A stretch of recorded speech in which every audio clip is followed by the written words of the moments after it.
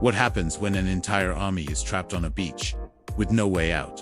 When the enemy closes in from all sides, and every second could mean death?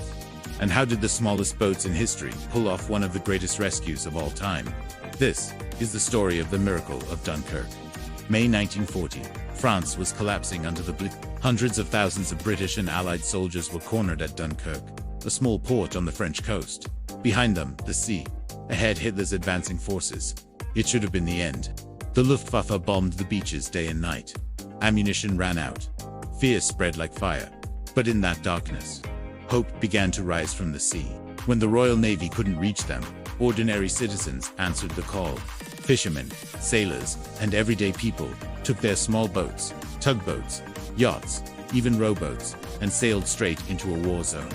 Their mission: bring the boys home. Before we continue, don't forget to like this video and subscribe, because these real stories of courage are more powerful than any movie. Through smoke and fire, they pulled men off the beaches, one trip at a time. Over 330,000 soldiers were rescued under relentless attack. They called it Operation Dynamo, but history remembers it as something more: a miracle. When Churchill heard the news, he said, "Wars are not won by evacuations." But Dunkirk wasn't about victory. It was about survival and the unbreakable spirit of ordinary people who refused to give up.